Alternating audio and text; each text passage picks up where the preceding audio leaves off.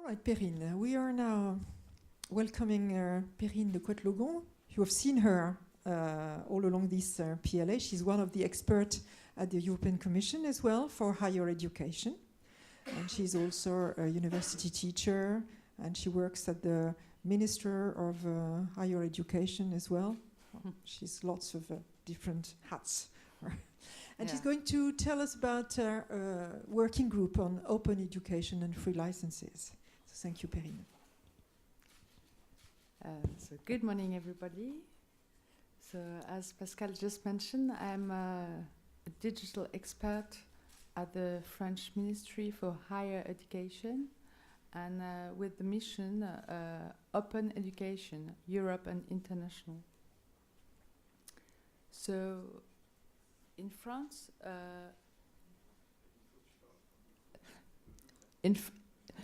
is it better now? Yes? All right, thank you. So the question in France is whether open education is a global strategy or not. As of today, it has never been written down. And my question with this mission, Open Education, Europe and International, was to know if this should be a global strategy. So I looked for some keywords on what is a global strategy, and it's worldwide. It's a virtuous ecosystem, and it is adopted by leaders.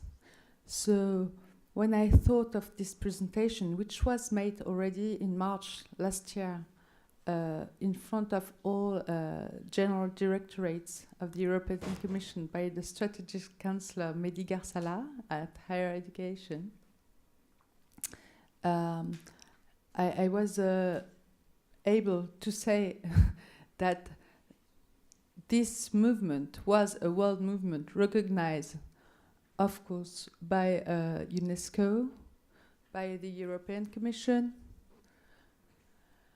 by the French-speaking international organization. So if these are not leaders worldwide, I thought France could maybe try to write something on what she had been doing actually for years. And when I speak of years, I speak really at the end of the 90s already. The idea of free software was immediately adopted on education, including in France, very quickly. So it has been for more than 15 years that this idea of open education had the greatest success, because it is giving access to everyone to the best of university knowledge, which we know is usually was more closed.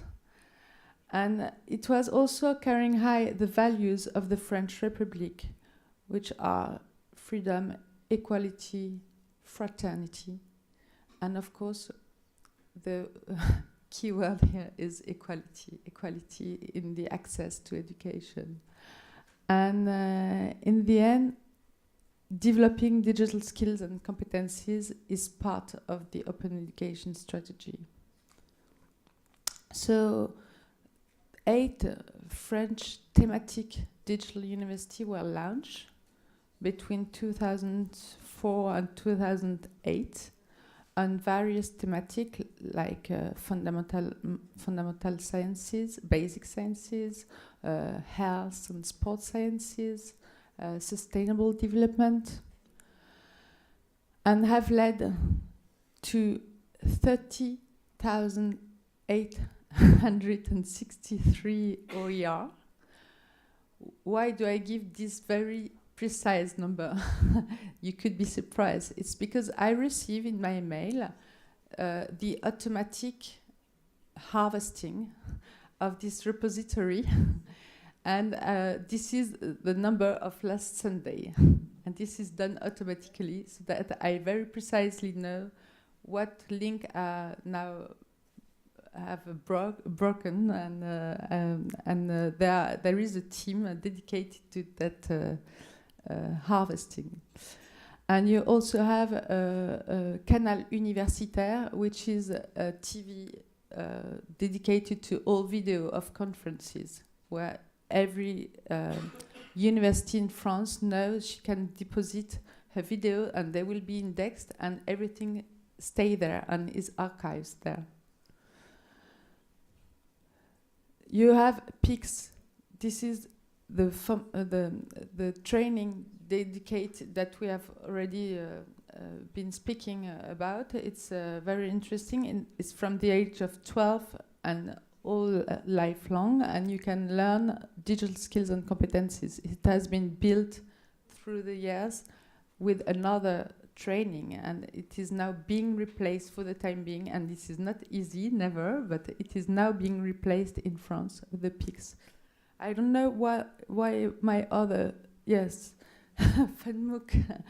FunMOOC was launched in 2012, and with a huge success, a public success, and it has enabled France to have to give a great visibility to many trainings formation.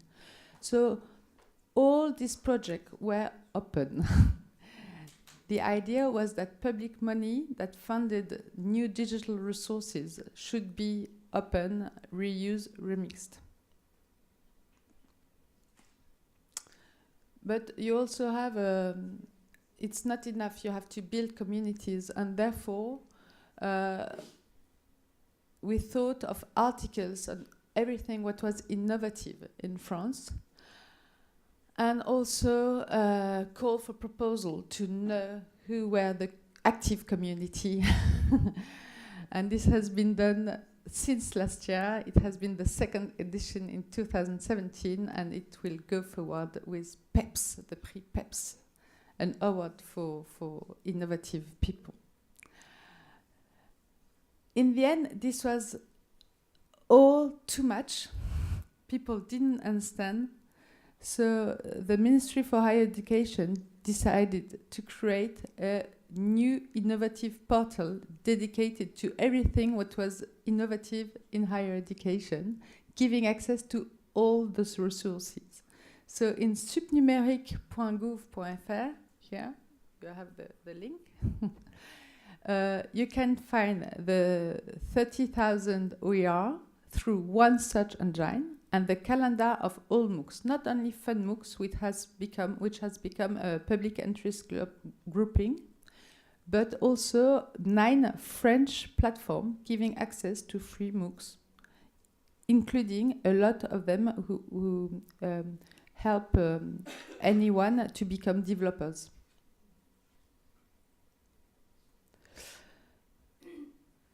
So this is an example of what you can find, because as you know, sometimes behind one small documentary,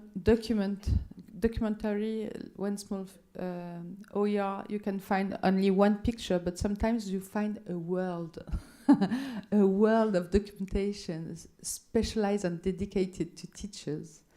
And this is the case, for example, for Certiflang, where you can learn German, English, Spanish, and French for foreign language.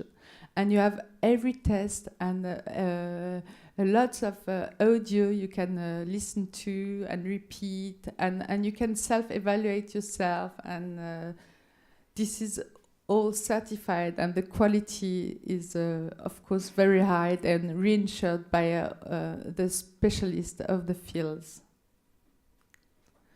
You have also in basic science a 20 years old project that has improved and improved and that is always better and was never abandoned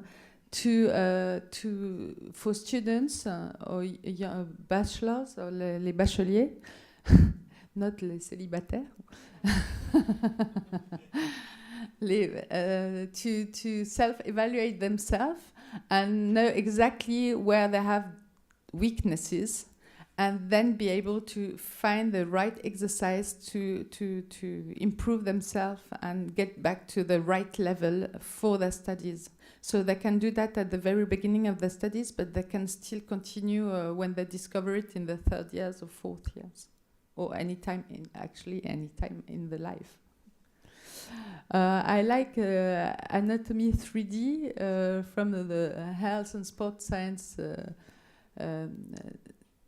university, digital university, because at the beginning it was, one teacher, he was interested by 3D anatomy for sports sciences, not for health, actually.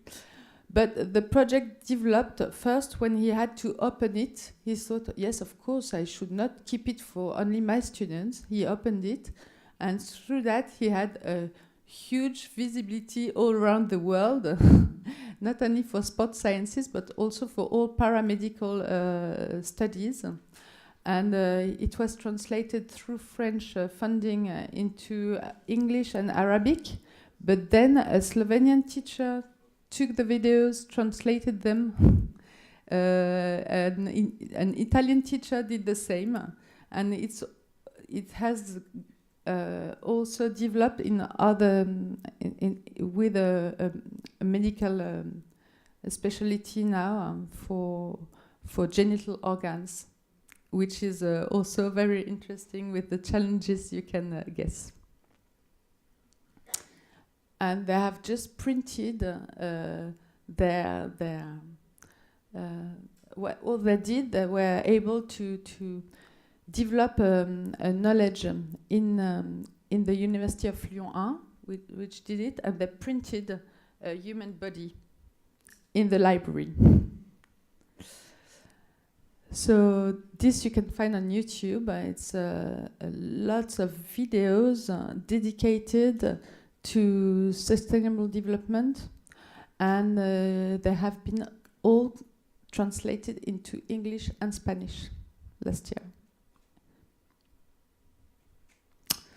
So in 2018, now my mission is to host a working group including all these actors, some others, in particular lawyers from university, which will be the toughest, librarian, to work on Creative Commons, and not only on Creative Commons, but on free licenses, open licenses, and to write down a proposal, of course.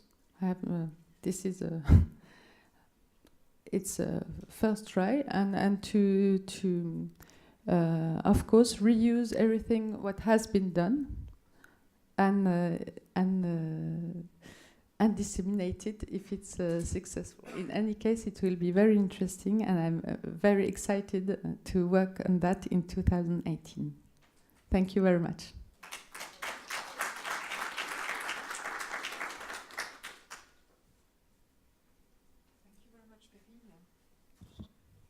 Well, yesterday we also talked about MOOC and training, teacher training. I think you've got on a fun MOOC or on the examples that Perrine gave this morning a lot of ideas, and I find very interesting that that collaboration over teachers to translate the different resources, and that is something to be developed.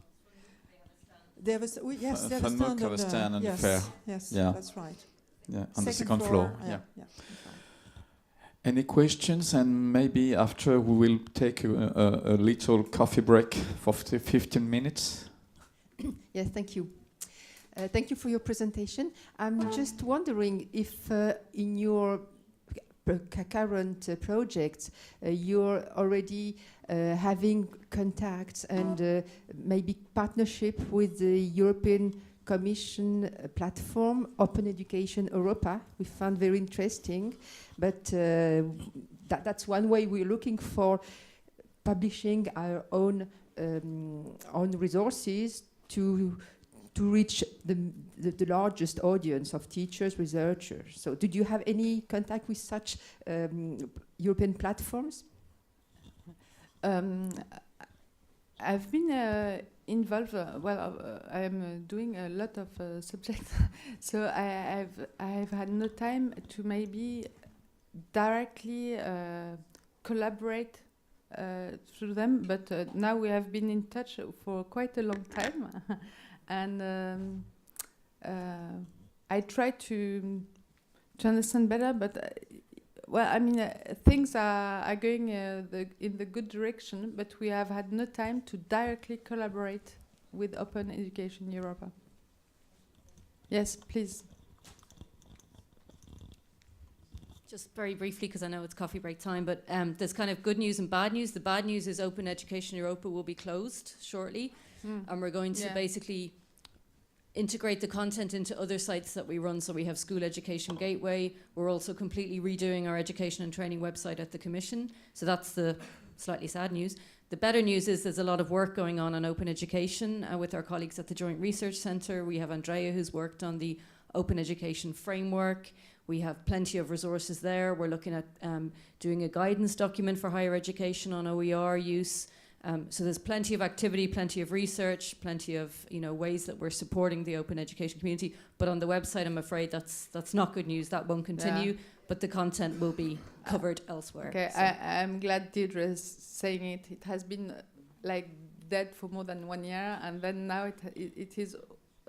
Well, it was not very lively, or I didn't get the access through it. So this is why, Thank you.